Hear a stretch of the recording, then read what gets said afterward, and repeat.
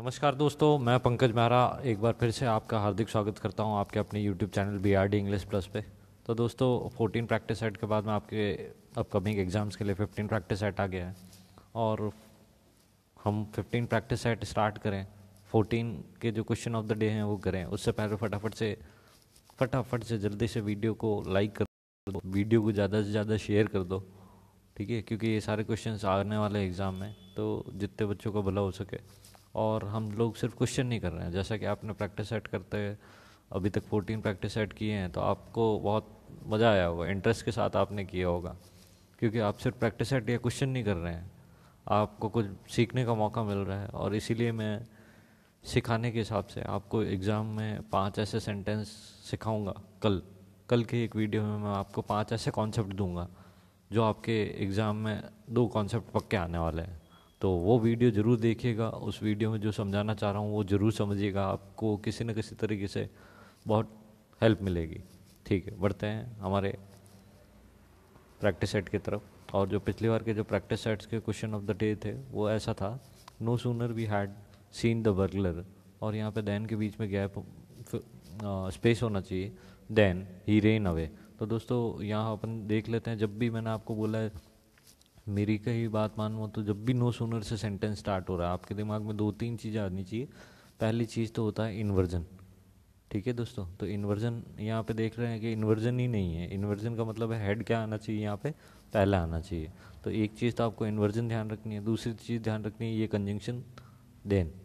ठीक है दोस्तों, ये आपको ध्यान रखना है। ये क्यों ध्यान रखना है आपको, ये जो देन है क्यों ध्यान रखना है, क्योंकि यहाँ पे समटाइम्स THEN दे दिया जाता है ये वाला देन, या फिर समटाइम्स व्हेन का यूज़ करते हैं, तो ये दोनों ही क्या है, गलत है।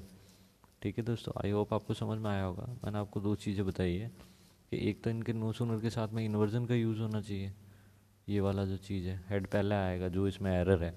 और दूसरी चीज़ है कि यहाँ पे देन या फिर वैन का यूज़ क्या होगा, गलत होगा, इट शुड बी THAN।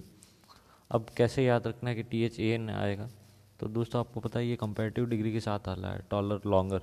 तो यहाँ पे भी देखो नो सूनर के साथ क्या है, सूनर, सूनर, तो कंपैरेटिव डिग्री है। आई होप आपको याद रहेगा। बढ़ते हैं हमारे नेक्स्ट क्वेश्चन की तरफ।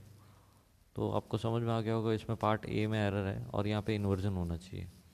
दूसरा है वन हु प्रिपेयर्स और सेल्स स्वीट। तो दोस्तों जो स्वीट बेचता है और बनाता है उसको हम लोग नॉर्मली स्वीट मेकर बोलते हैं, लेकिन हमको वन वर्ड्स में जब भी आएगा, ये हमारे वन वर्ड सब्स्टिट्यूशन है, तो वन वर्ड सब्स्टिट्यूशन में इसको लिखा जाएगा कॉन्फेक्शनर। ठीक है दोस्तों, उम्मीद करता हूँ कि आप याद रखोगे इसको। बेकरी में जो केक्स को बेक करता है दैट इज़ ऑल्सो कन्फेक्शनर, तो मिठाई बनाने वाला दैट इज़ कन्फेक्शनर। और दूसरी आपकी इंपॉर्टेंट स्पेलिंग जो थी that was one who rides horses. ठीक है, एक व्यक्ति जो घोड़ा चलाता है तो उसको जॉकी बोलते हैं, लेकिन ई से स्टार्ट है, ये बेटे हिंट है कि आपको इसी से स्टार्ट करना है, तो इट शुड बी इक्विस्ट्रियन, EQUESTRIAN, इक्विस्ट्रियन। तो दोस्तों इसका मतलब घुड़सवार होता है। फिर आपके पास में जो नेक्स्ट क्वेश्चन था that vas deferens between hanger and hanger. तो दोस्तों हमेशा याद रखिए कि 2 हैंगर आएंगे आपके पास में और दोनों की स्पेलिंग में GER और GAR का फ़र्क है।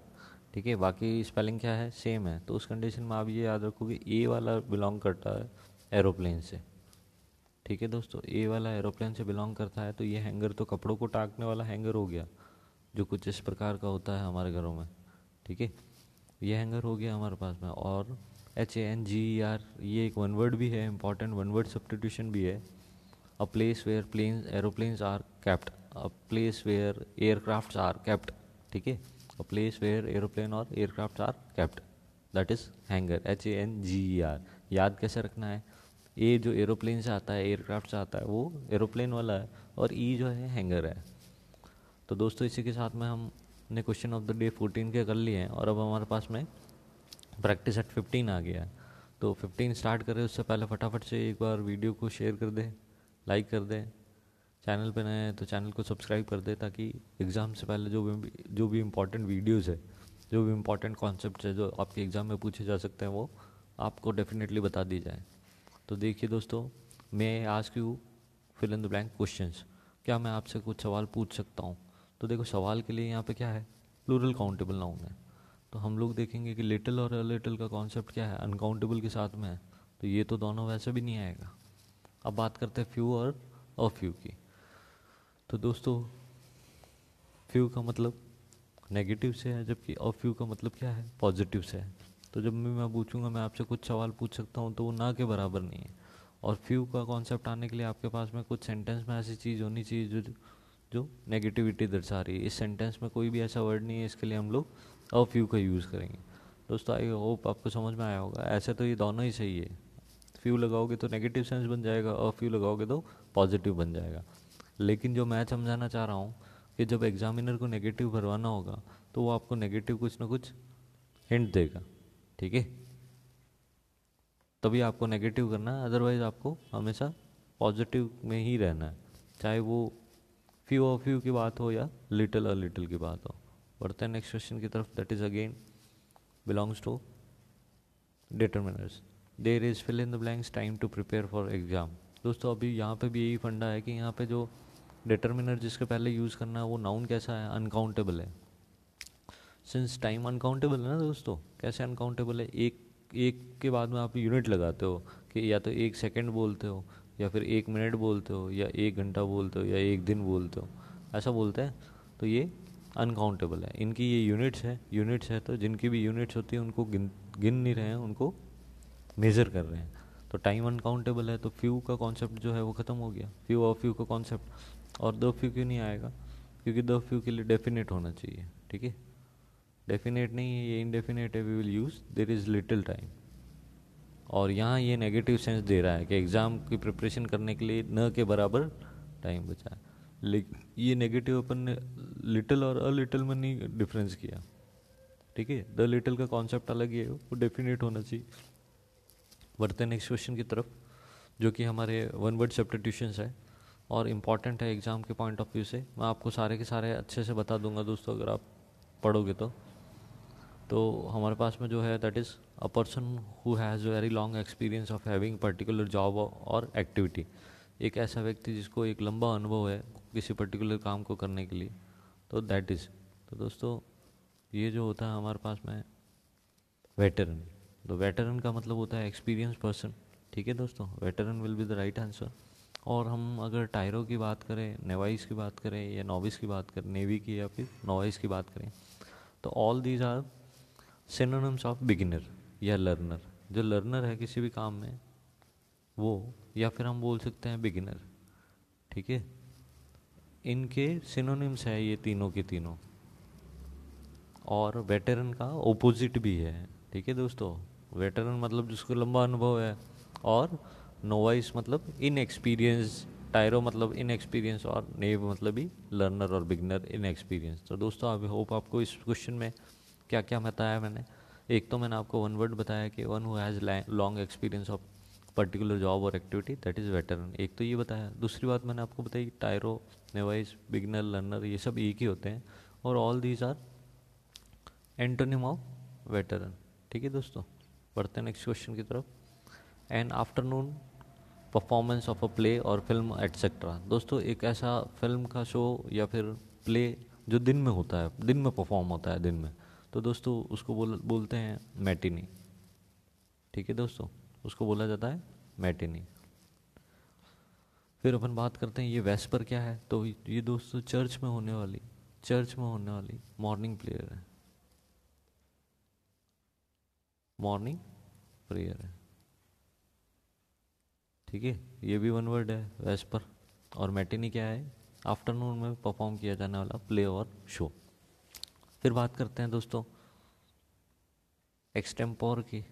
तो एक्सटेम्पोर का मतलब होता है स्पीच मेड विदाउट प्रिपरेशन, ठीक है, ऐसी स्पीच जो हाथों हाथ बोली गई है, तो ऐसी स्पीच के लिए हम बोलते हैं एक्सटेम्पोर, या फिर इसको ऐसा बोल सकते हैं इम्प्रॉम्प्टू, इम्प्रॉम्प्टू। इम्प्रॉम्प्टू का भी यही मतलब होता है, और ये इसका बहुत इंपॉर्टेंट सिनोनिम है दोस्तों। यही क्यों बता रहा हूँ मैं आपको, क्योंकि आपका एग्ज़ाम आने वाला है, और मैं आप ये वीडियो बना ही किस लिए रहा हूँ, मैं अपने लिए ये वीडियो नहीं बना रहा हूँ।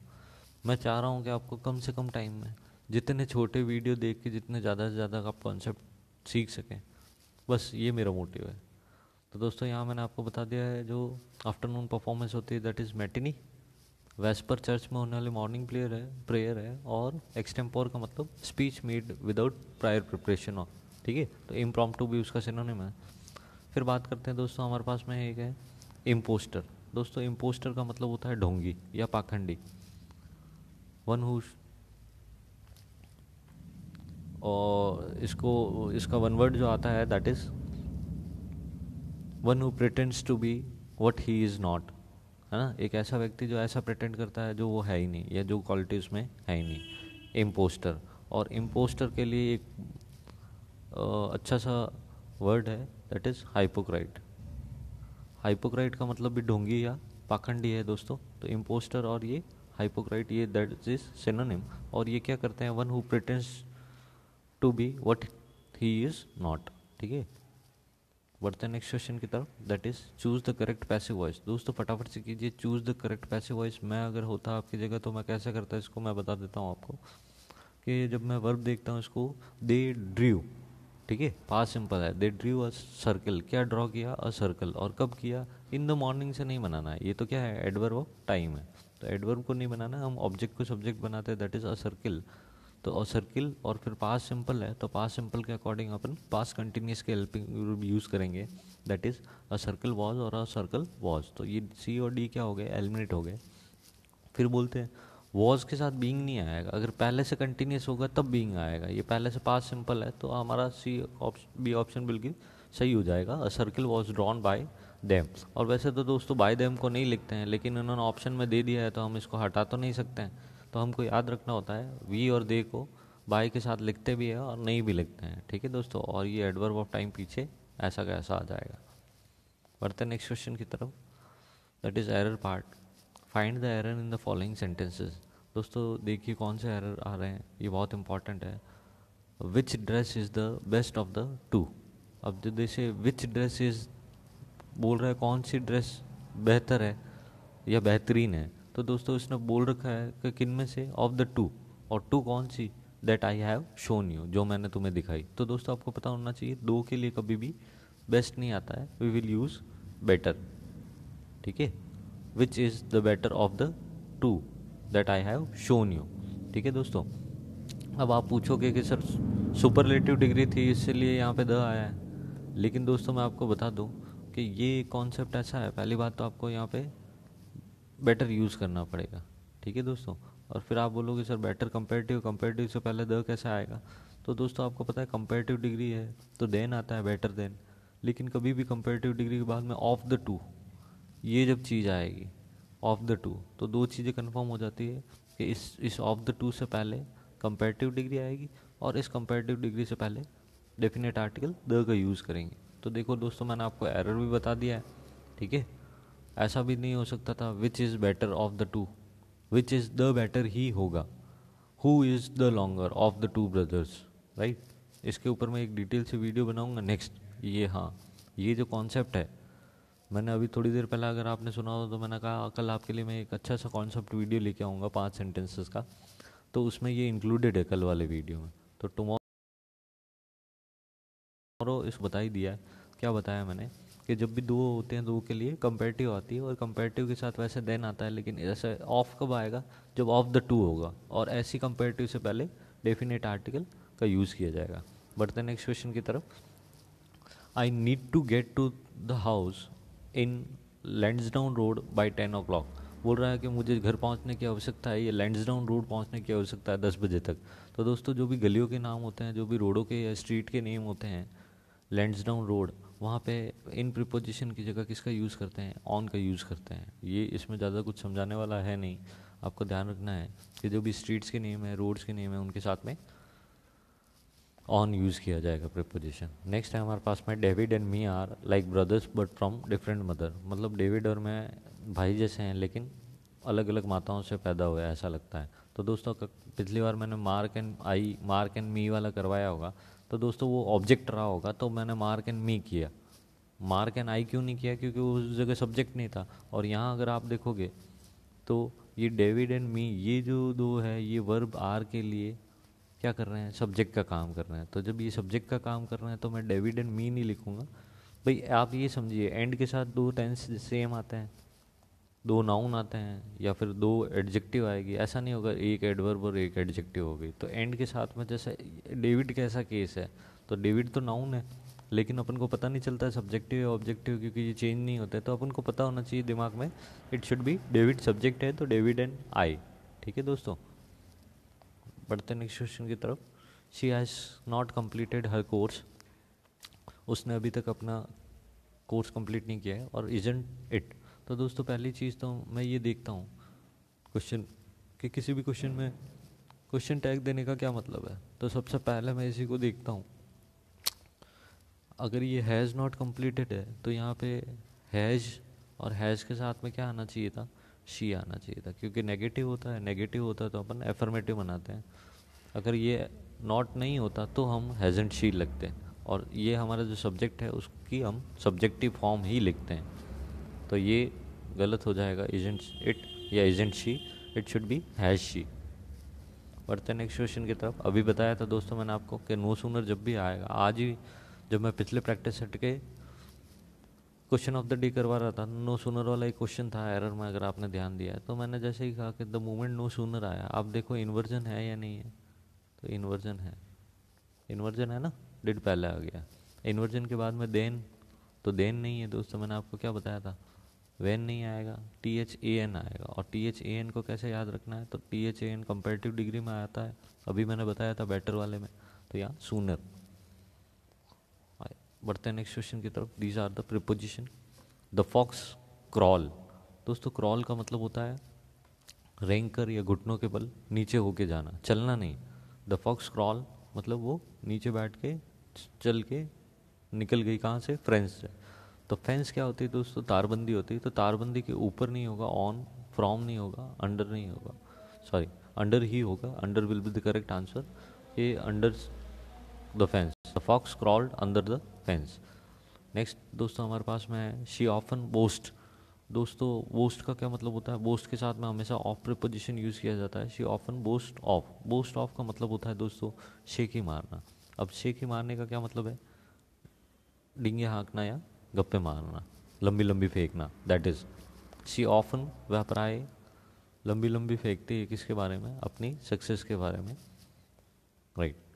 बढ़ते हैं नेक्स्ट क्वेश्चन की तरफ, that is are indirect speech. और क्वेश्चन सिंपल सा है दोस्तों, Jacqueline said to the watchman. तो दोस्तों ये सैड टू तो किस में चेंज हो जाएगा, ये अभी रुकेंगे अपन, किस में चेंज होगा, डिड है, क्वेश्चन से स्टार्ट हो रहा है, तो क्वेश्चन में क्या हो जाएगा, आस्ड, आस्ड, आस्ड। ठीक है, आस्क होने के बाद में हम लोगों को पता है हेल्पिंग वर्ब से स्टार्ट हो रहा है, तो कंजंक्शन क्या आना चाहिए, इफ़ आना चाहिए। तो इफ़ चारों में ही है तो हम टेंस देख लेते हैं। अब ये यू किसके अकॉर्डिंग, यू सेकंड पर्सन है, वॉचमैन के अकॉर्डिंग चेंज होगा इफ़ ही, और टेंस देखा कि डिड प्लस फर्स्ट फॉर्म है, तो it should be pass perfect. और पास परफेक्ट में क्या यूज़ किया जाता है, हेड प्लस थर्ड फॉर्म। तो दोस्तों if he had, had if he had, ये हमारा यहाँ नीचे है। ठीक है, if he had, I hope आपको समझ में आ रहा होगा मैंने कैसे इसको किया। इफ तक तो अपन ने हम लोगों ने कर ही लिया था, ये यू किसके अकॉर्डिंग, वॉचमैन के अकॉर्डिंग चेंज हो गया इफ़ ही, और ये पास सिंपल जो है पास परफेक्ट में चेंज हो गया। तो पास परफेक्ट यहीं पे देखने को मिल रहा है, ये टेंस प्रेजेंट परफेक्ट है दोस्तों। ठीक है, ये भी प्रेजेंट परफेक्ट ही है। ठीक है, और ये जो टेंस है ये पास सिंपल है, चेंज नहीं किया है, तो ये तीनों ऑप्शन नहीं होंगे, इट विल बी। तो ऑप्शन अपन ने कैसे मार्क किया, टेंसेस के अकॉर्डिंग, बाकी काफ़ी क्लोज ऑप्शंस थे इनके। Next we have choose the correct synonym. दोस्तों सिनोनिम भी मैंने आपके लिए बहुत अच्छे से चूज़ किए हैं। मतलब मैं अगर वन वर्ड भी चूज़ कर रहा हूँ तो वो इस अकॉर्डिंग कर रहा हूँ कि वो वन वर्ड में आप कुछ प्रिपोजिशन सीख सकें, वो वन वर्ड सीख सकें, और वो वन वर्ड स्पेलिंग वाइज भी बहुत इंपॉर्टेंट हो। हर तरीके से मैं आपको ज़्यादा से ज़्यादा आउटपुट देने की कोशिश कर रहा हूँ। तो देखिएगा दोस्तों, ये जो क्वेश्चन है आपका सिनोनिम चूज़ करना है, और ये रेपरक्यूशन है, ये बहुत इंपॉर्टेंट वर्ड है दोस्तों। रेपरक्यूशन क्यों इंपॉर्टेंट है, तो दोस्तों इसकी स्पेलिंग पूछी जाती है, दैट इज़ REPERCUSSION, रेपरक्यूशन। और इस रेपरक्यूशन का मतलब क्या होता है दोस्तों, तो इसका मतलब होता है नतीजे, परिणाम, फल। ठीक है, रेपरक्यूशन का मतलब नतीजे या परिणाम। तो कॉन्सिक्वेंट का भी मतलब यही होता है, कॉन्सिक्वेंसेस, सॉरी दोस्तों कॉन्सिक्वेंट गलत लिख दिया, या इट शुड बी कॉन्सिक्वेंसेस। ठीक है, उसका मतलब भी परिणाम या निष्कर्ष होता है, CES कर लीजिए। इफेक्ट का मतलब भी प्रभाव या परिणाम होता है, और रिजल्ट का मतलब भी यही होता है। तो all of these will be the correct answer. बढ़ते हैं नेक्स्ट क्वेश्चन की तरफ। इन्विजन। दोस्तों मैंने आपको थोड़े दिन पहले ही बताया होगा, अगर आप मेरे वीडियो कंटिन्यू देखते हो तो मैंने आपको बोला था कुछ वर्ब होती है जिनके साथ में प्रिपोजिशन नहीं आते हैं, उनमें से अटैक है। तो अटैक जैसा ही क्या है, अटैक जैसा ही इन्वेड है, और इन्वेड से ये लिख देता हूँ मैं, इन्वेड है। अटैक जैसा ही क्या है दोस्तों, इन्वेड है। और इन्वेड के साथ में अटैक की तरह ऑन ऑन नहीं आता है, आई एट नहीं आता है। ठीक है दोस्तों, ये चीज़ मैंने आपको बता रखी है कि अटैक और इन्वेड का एक ही मतलब है, और उनके साथ में ऑन नहीं आता है। ठीक है दोस्तों, पिछला वीडियो देख लीजिएगा। तो इन्वेजन का मतलब भी आक्रमण हो गया, ये अटैक हो गया। और आपको यहाँ सीखना ये है कि असॉल्ट भी इसी को बोलते हैं, इनकी स्पेलिंग बहुत इंपॉर्टेंट है असॉल्ट की, दैट इज़ ASSAULT। और असेलिंग, असेल का मतलब भी आक्रमण करना होता है, ये एक स्पेलिंग मैंने पहले करवा रखी है, असेलेंट, दैट इज़ ASSAILANT। असेलेंट का मतलब हो गया हमलावर। ठीक है, और ये क्या हो गया, हमला। ठीक है दोस्तों, तो इसमें भी all of this will be the correct answer. I hope आपको समझ में आया कि इन्वेजन का मतलब आक्रमण है, तो अटैक, असॉल्ट और असेलिंग, ये एक ही वर्ड है। All of this will be the correct answer. अब हम बढ़ते हैं हमारे नेक्स्ट क्वेश्चन की तरफ, that is choose the correct antonym. तो दोस्तों अगर करेक्ट एंटोनिम की बात करें तो फंडामेंटल। अब फंडामेंटल का क्या मतलब है, हम लोगों की सभी के पास में FR है, FR मतलब फंडामेंटल राइट्स है। राइट्स का मतलब अधिकार होता है, फंडामेंटल राइट्स का मतलब हो गया मूल अधिकार। अब मूल अधिकार का मतलब क्या है, जो बेसिक है, जो कंपलसरी है, जो एलिमेंट्री है। तो दोस्तों हम बोलते हैं जो प्राथमिक है, जो सबसे ज़रूरी है। तो एलिमेंट्री का मतलब प्राथमिक हो गया। ठीक है, ये तो इसका क्या हो गया दोस्तों, सिनोनिम हो गया, है ना, आप समझ पा रहे हो। एसेंशियल हो गया, तो एसेंशियल का मतलब भी ज़रूरी हो गया, आवश्यक हो गया, that again synonym of the fundamental. और बेसिक, बेसिक का मतलब भी मूल हो गया। तो ये तीनों जो है सिनोनिम है, और हमको जो पूछा गया है दैट इज़ द एंटोनिम। तो दोस्तों एंटोनिम हम मार्क करेंगे हमारे डी ऑप्शन को, दैट इज़ सेकेंडरी। सेकेंडरी का मतलब क्या हो गया दोस्तों, सेकेंडरी का मतलब हो गया द्वितीयक। द्वितीयक मतलब जो गैर ज़रूरी है, जो इतना ज़रूरी नहीं है, उससे पहले कुछ और है। तो कुछ और ज़रूरी जो है वो सबसे ज़रूरी है, एसेंशियल हो गया, बेसिक हो गया, या एलिमेंट्री हो गया, प्राथमिक हो गया। तो इसका करेक्ट एंटोनिम हमारा जो होगा that will be secondary. Next है दोस्तों फैसिमाइल। फैसिमाइल का मतलब होता है दोस्तों एग्जैक्ट कॉपी ऑफ समथिंग। ठीक है, ये इंपॉर्टेंट वन वर्ड भी है आपका, वन वर्ड सब्स्टिट्यूशन है, an exact copy of something, that is facsimile. ठीक है, अब एग्जैक्ट कॉपी है तो कॉपी है, तो डुप्लीकेट भी इसका सिनोनिम हो गया। दोनों एक ही पैटर्न पे दिए एंटोनिम मैंने आपको। कॉपी भी उसका सिनोनिम हो गया, किसका, फैसिमाइल का। और जेरोक्स एक फॉरेन वर्ड है। ठीक है, जेरोक्स एक फॉरेन वर्ड है, और इसका मतलब भी कॉपी होता है। तो original will be the correct antonym. ठीक है दोस्तों, आई होप आपको समझ में आया होगा कि किस तरीके से मैंने इसको ओरिजिनल को मार्क किया है। क्योंकि फैसिमाइल का मतलब एग्जैक्ट कॉपी होता है, ये होता सेम है लेकिन है तो कॉपी, तो डुप्लीकेट ये कॉपी, और जेरोक्स इसके सिनोनिम है, और हमको एंटोनिम चूज़ करना है, तो वी विल यूज़ और टिक ओरिजिनल। नेक्स्ट हमारे पास में जो लास्ट दो क्वेश्चन है that belongs to idiom and phrases, और these are very important और frequently asked in various competitive exams। तो दोस्तों इनको ज़रूर ध्यान से सुनिएगा। An apple pie order. तो दोस्तों एन एप्पल पाई ऑर्डर का क्या मतलब होता है, एप्पल पाई ऑर्डर का मतलब होता है इन अ परफेक्ट ऑर्डर। ठीक है, एक इन अ टाइडी वे, टाइडी भी बोल सकते हैं, we can say perfect order. तो D option will be the correct answer. ये एट रैंडम ऑर्डर नहीं होगा दोस्तों, आपको हमेशा याद रखना है एप्पल पाई ऑर्डर, और एक एप्पल पाई ऑर्डर का मतलब इनकम्प्लीट और परफेक्ट ऑर्डर में होता है। और एक हमारे पास में इन कंप्लीट डिसऑर्डर भी होता है, that is at 6 and 7। At 6 and 7 के दो मतलब होते हैं, कन्फ्यूज भी होता है और इन डिसऑर्डर भी होता है, और we can say at a random order.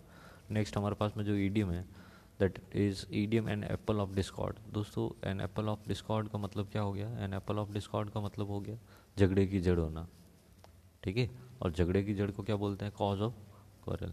तो दोस्तों अब ये एक ईडियम था, आपको पता चल गई, कलह की मूल होना। ठीक है, that is an apple of Discord. और एन एप्पल ऑफ डिस्कॉर्ड के अलावा एक और ईडियम है जिसका भी सेम यही मीनिंग होता है, and that is a bone of contention. और दोस्तों ये भी बहुत पूछी जाती है, बोन ऑफ कंटेंशन। कंटेंशन का मतलब क्या होता है दोस्तों, तो कंटेंशन का मतलब संतुष्टि होता है, संतोष होता है।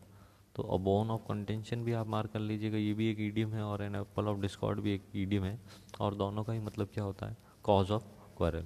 तो दोस्तों ये था आज का हमारा 15 प्रैक्टिस सेट। आपके एग्ज़ाम जो आ रहे हैं उनके लिए आप जी जान से तैयारी करिए, ठीक है। मैं भी आपको अच्छे से अच्छा कंटेंट प्रोवाइड करवाने की कोशिश करता हूँ। हालांकि मेरे वीडियोस कम आ पाते हैं, लेकिन आपके लिए जब भी आता है तो बहुत अच्छा सा कंटेंट होता है, बहुत अच्छे तरीके से मैंने उसको समझाया होता है, तभी आपका इतना जो है सपोर्ट मिल रहा है मुझे। तो दोस्तों इसी सपोर्ट को बनाए रखिएगा, और प्लीज़ वीडियो को ज़्यादा से ज़्यादा शेयर करें, लाइक करें, और चैनल पर नए हैं तो सब्सक्राइब करें। अपने दोस्तों में, आपके पास में जो भी स्टूडेंट कम्युनिटी ग्रुप है, आप ये नहीं देखें कि वो एयरफोर्स की तैयारी कर रहा है या नहीं कर रहा है। ये जो कंटेंट है, ये जो समझाने के तरीके हैं, ये जो क्वेश्चंस आपके सामने लिए जा रहे हैं, ये हर किसी एग्ज़ाम में पूछे जाते हैं, जिन एग्ज़ाम्स में आपके इंग्लिश आती है। अभी आप चाहो तो आप ऐसे दोस्तों के साथ में भी ये शेयर कर सकते हो जो पटवार का एग्ज़ाम लिखेंगे, तो पटवार में ऑल्सो इंग्लिश है। रीट के जो बच्चे हैं जिनके एग्ज़ाम में इंग्लिश के क्वेश्चन आते ही आते हैं, उनके लिए भी ये क्वेश्चन सारे के सारे बहुत फ़ायदेमंद है, ठीक है। जो सीट ऐड कर रहे हैं, आर्ट ऐड कर रहे हैं, इन सब के लिए ये बहुत ज़रूरी है। तो प्लीज़ ज़्यादा से ज़्यादा आप शेयर करें। मैं आपको सिर्फ शेयर करने के लिए कह रहा हूँ, मैं नहीं कह रहा हूँ कि आप मेरे सब्सक्राइबर्स बढ़वाएं। आप शेयर कीजिए, लोगों को पसंद आएगा तो वो डेफिनेटली इस चीज़ को सब्सक्राइब भी करेंगे, और वो भी आपकी तरह सपोर्ट करेंगे, आपकी तरह प्यार और स्नेह देंगे। तो दोस्तों आज का वीडियो इतना ही था, मिलते हैं नेक्स्ट वीडियो में। और मैंने बोला है नेक्स्ट कल का वीडियो आपके लिए बहुत इंपॉर्टेंट है, वो आपके एयरफोर्स के हिसाब से ही बनाया गया है, ठीक है। आप देखेंगे कि 4 तारीख से जो 8 तारीख तक एग्ज़ाम हो रहे हैं, उसमें हर एक शिफ्ट में वो उन पैटर्न पे क्वेश्चन मिलेंगे आपको, ये मेरी गारंटी है, ठीक है। और क्वेश्चन मैं आपको ज़्यादा नहीं 5 क्वेश्चन दे रहा हूँ, ठीक है, 5 कॉन्सेप्ट सिखा रहा हूँ। तो मिलते हैं कल के वीडियो में, तब तक के लिए जय हिंद, वंदे मातरम, थैंक यू।